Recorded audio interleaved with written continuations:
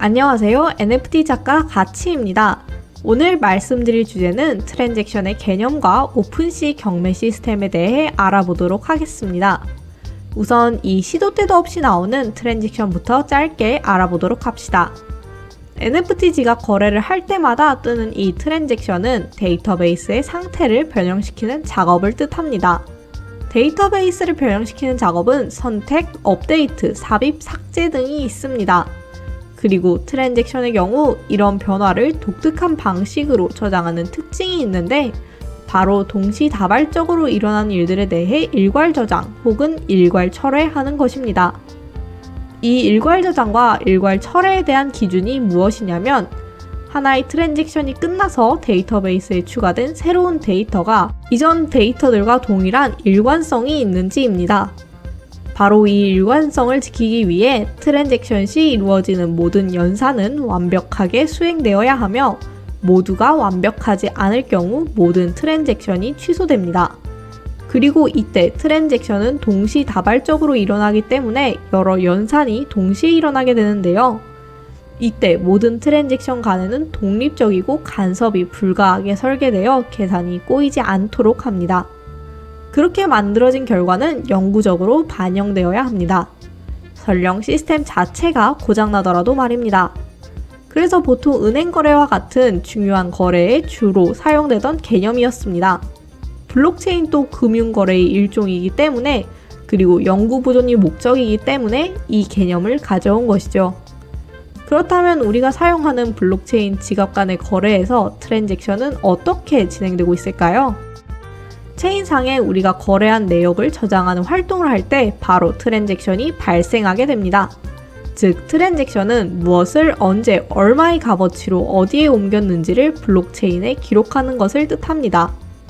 그런데 생각해보면 이 트랜잭션이 발생할 때마다 수수료를 지불했었죠? 이는 블록체인 특성상 거래를 진행할 때 이 거래에 대한 보증인들이 필요했기 때문입니다. 블록체인이란 열려있는 금융장부로 기존 은행과는 다르게 금융거래 발생 시 많은 사람들이 거래 과정에 참여합니다. 기존 은행의 방식인 은행과 나 사이의 프라이빗한 거래가 아닌 다수의 사람들이 내가 발생시킨 거래에 대해 보증을 서서 유효성을 검증하고 다 같이 기록을 진행합니다. 이때 발생하는 보증은 일반적으로 채굴 시의 연산을 통해 이루어지게 됩니다. 컴퓨터를 돌려서 공장처럼 코인을 캐내는 채굴 행위가 사실 우리가 하는 활동을 위한 기초 에너지원이라고 생각하시면 됩니다. 그래서 이 채굴을 진행해준 채굴자에게 수수료를 지급하게 되는 것이죠. 즉, 지갑 간의 거래 과정에서 다수의 참여를 통해 NFT 거래는 안전성을 확보하게 됩니다.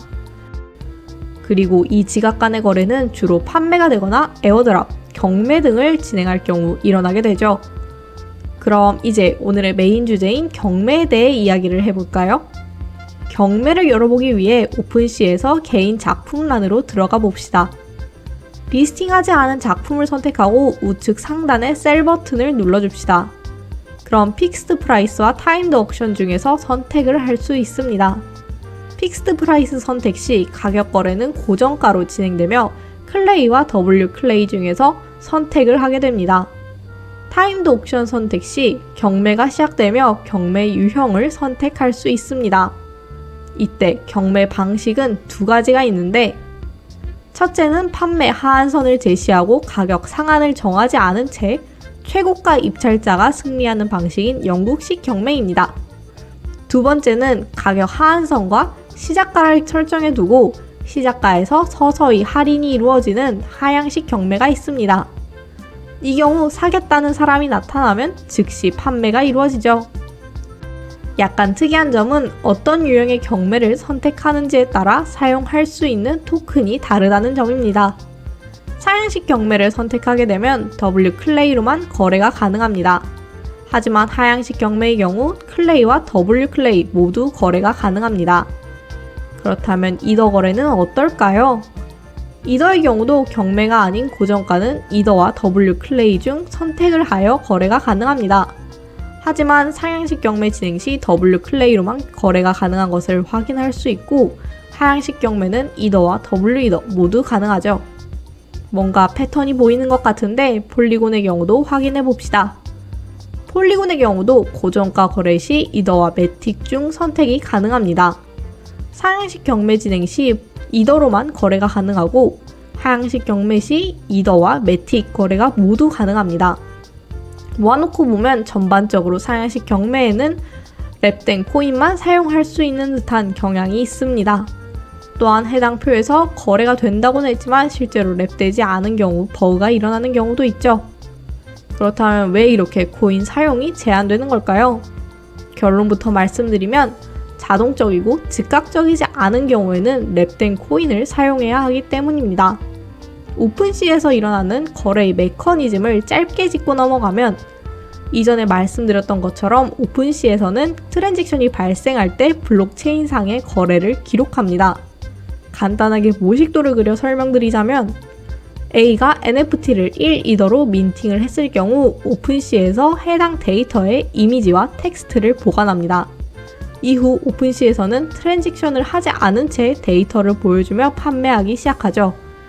이후 이를 확인한 B라는 사람이 A가 등록한 내용을 보고 구매를 하고자 할 때 A가 제시한 가격에 해당하는 데이터를 보고 A가 제시한 가격으로 거래를 신청하여 트랜잭션을 발생시킵니다.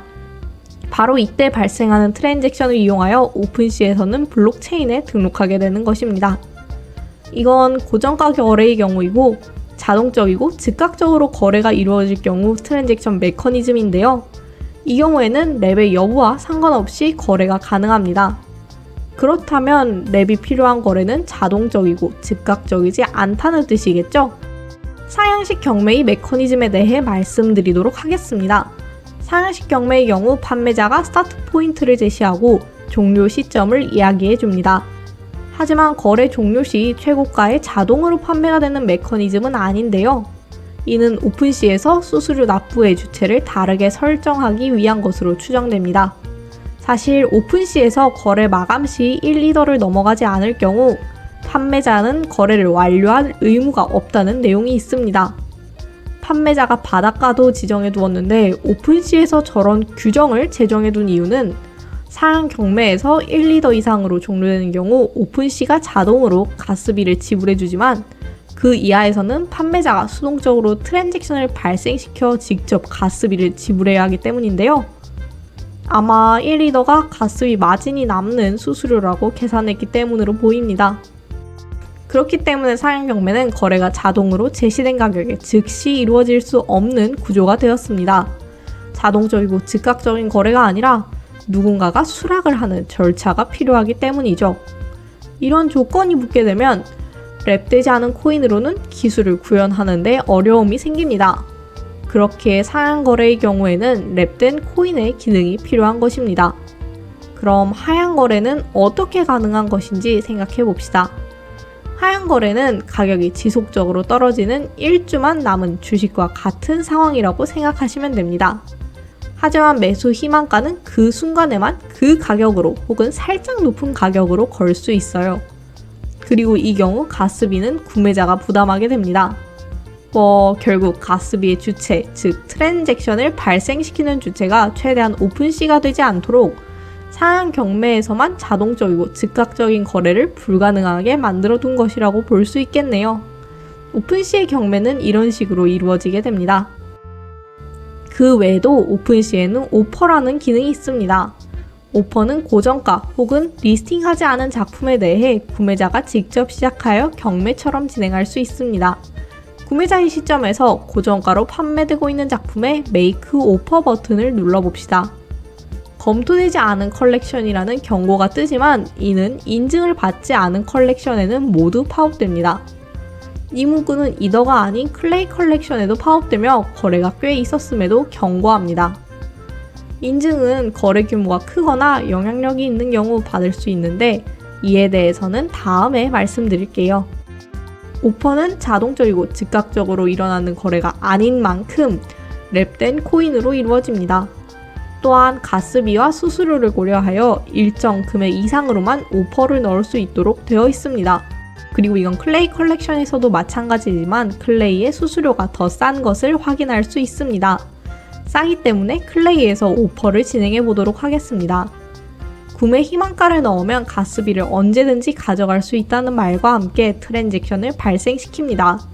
그럼 구매자 시점에서는 이렇게 하단에 오퍼가 신청되었다는 이력이 생기며 캔슬할 수도 있습니다. 판매자의 입장에서 보면 오퍼가 발생했다는 문구가 뜨면서 카운터라는 것도 생겨 있습니다. 카운터를 하기 위해 들어가면 가격 설정과 특정 구매자를 위한 예약 버튼이 생겨 있습니다. 한번 C클레이로 높여 입력하고 특정 구매자를 위한 예약으로 리스팅 해봅시다. 그럼 이쪽에서도 가스비가 발생합니다. 이후 판매자 입장에서 상단에 프라이빗 리스팅이라는 말이 뜬 것을 확인할 수 있습니다. 그리고 이렇게 하단에 오퍼와 관련된 기록이 생기게 됩니다. 구매자의 입장에서는 카운터된 것이 표시되며 카운터가로 구매할 것인지 제안이 옵니다. 이번 시간에는 이렇게 트랜잭션과 오픈시 경매에 대한 내용을 알아보았습니다. 다음에는 한 편으로 끝내는 NFT 용어 정리집으로 찾아뵙겠습니다. 오늘 준비한 영상은 여기까지입니다. 시청해주셔서 감사합니다. 다음 영상에서 뵙겠습니다.